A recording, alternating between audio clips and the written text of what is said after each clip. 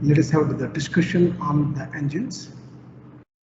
Engine is one which converts or takes some of the form of energy and convert into a mechanical output. Basically, we have two types of engines: IC engines and EC engines. IC engine, it is internal combustion engine. The internal combustion engine, as the name indicates, the combustion of fuel takes place within the engine cylinder. So that it is called internal combustion engine. And external combustion engine, the combustion of fuel takes place external to the engine, and the formation of energy develops or energy developed will be within the engine cylinder. A very simple example for the second one, EC engine, is the boiler. At the boiler, the steam will be formed and it takes place outside the engine cylinder, and the steam will be fed into the cylinder, and here the energy will be developed. So we have basically two types of engines. One is IC engine and another one is EC engine, external combustion engine and internal combustion engine. Now we discuss a few important information which necessarily all have to understand or all must have to know. The construction features of the engine cylinder. How this engine will be? Say we have the engine. The engine will be having a cylinder.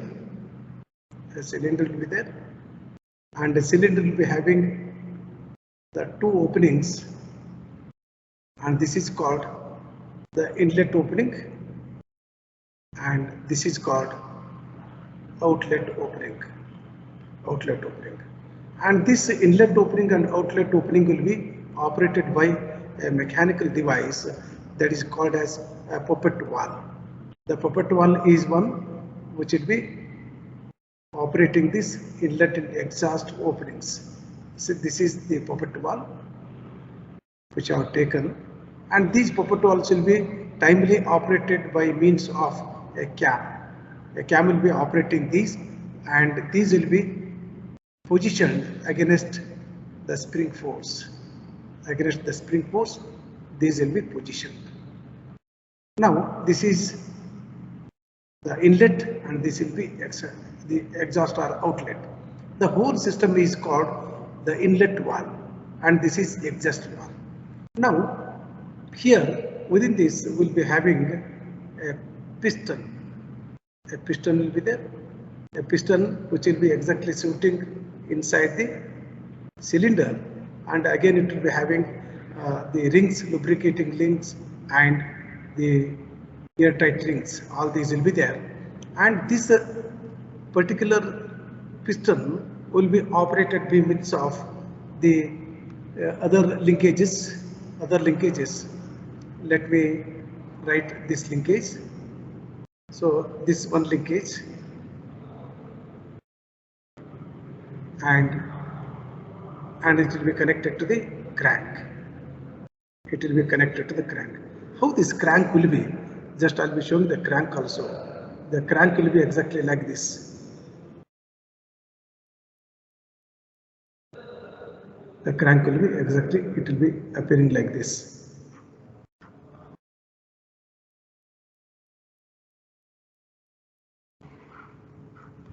The thing which I have written here, this is A, and this is B, this is B. And at this particular location, this connecting rod will be connected. This is called as connecting rod. Connecting rod. Now this connecting rod will be operated, and this will be rotating, okay, in a circular manner, and this will be rotating in the circular manner. About this, it will be rotated in a circular manner, and due to this circular movement, what happens? This connecting rod will be providing a reciprocating action for the piston within the cylinder. Now this inlet valve, which will be operated by the inlet, the puppet valve which I told, timely it will be operated by means of a cam. In case of petrol engine, a petrol plus a proportionate quantity of air will be fed into this. And in case of diesel engine, fresh air will be fed into this. Please remember, in case of petrol engine, the petrol and air mixture will be fed into this through this inlet, and in case of diesel engine, the fresh air will be entered into this. And here in this particular location, we will be having a spark plug.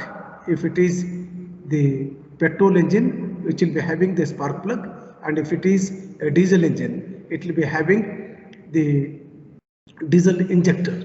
Okay, now need not to get confused. Let me discuss a few things about the petrol engine, how the petrol engine works.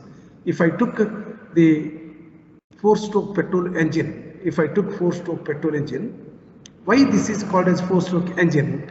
And here you can see that once this particular connecting rod, it starts from here and it is ending at the same point, it will be called as one revolution or two strokes. You can see that one stroke will be coming here and another one, this is the second stroke. So this one full rotation is equal to two strokes. So in case of four-stroke petrol or diesel engine, there will be four strokes or two full rotation of the crankshaft. Two full rotation of the crankshaft or the four stroke of the piston. Now let me discuss a few words about the four-stroke petrol engine working. Four-stroke petrol engine, how it works. So what are these four strokes of the engine? There will be